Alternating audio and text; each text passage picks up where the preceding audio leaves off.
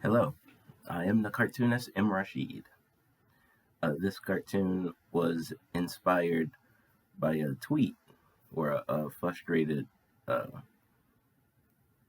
person outside of my, I don't think it was one of my tweet connections, but she expressed frustration as to why celebrities, clearly out of their subject matter expertise, are often like on camera, like confidently using their acting skills to, push certain messages and stuff that are, more often than not harmful to the Black American community, you know.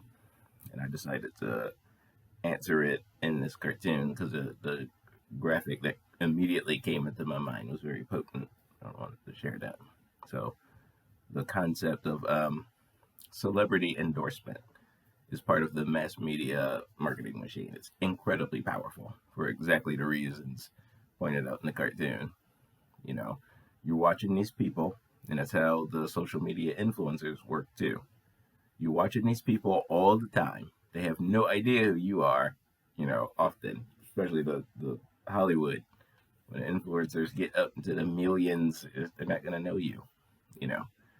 But you're watching them all the time, and it gives the illusion that you are getting to know them and that they're in your household and these are your friends. Hollywood and big corporate recognized that long ago that worked that way. So a celebrity who you have this fake sense of trust for because you love the show they were in, if they say something and you look across the aisles of popcorn and you see their face on one of them, you're automatically going to grab that popcorn, unless, of course, you have a particular brand that but your chances are you'll try it just because I trust this one for some reason I can't put my finger on. I trust this bag of popcorn. That's, that's a powerful brainwashing tool using a celebrity endorsement. Now, as I was thinking about this, putting the cartoon together, how is this not unethical and immoral? How is doing this allowed? Because even when you know better, you lean in that direction anyway. Like hypnosis, they used to mock it in certain commercials. They used to mock the phenomenon around it. I'm not an attorney, but I play one on TV. He's dressed like an attorney on the attorney set. He's saying that up front, but because you've seen this particular character actor in those roles all the time, you just naturally give him like a this trust he does not deserve. Even when you know better, he's mocking the phenomenon to your face, and you're still doing that. So for me, I'm a huge proponent of a strict enforcement of antitrust.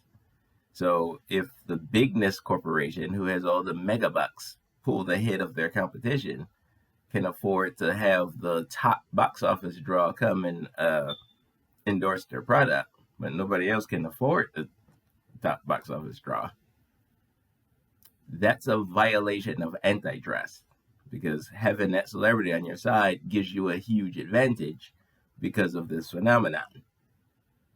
If you were serious about antitrust and protecting the markets from bigness and uber greed, then we couldn't do celebrity endorsement, or it would have to be strictly regulated.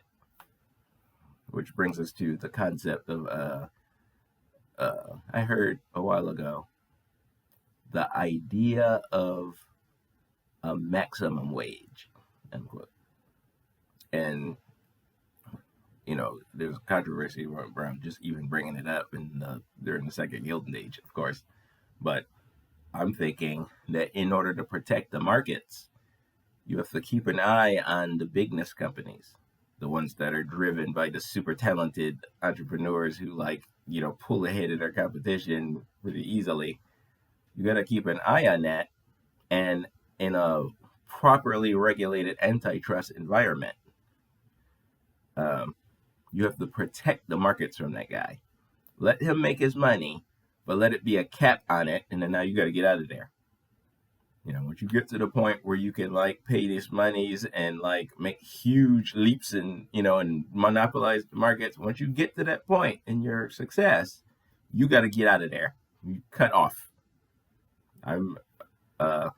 We have to protect the wealth from being hoarded on one side of the social economic sphere. You have to. The reason why our economy is smashed and messed up right now is because we allowed the 1% grifter monopolist class to take over and rule. This is a failure of white rule. This is a failure. Only white people get to have the good things in life. That's a failure. All right.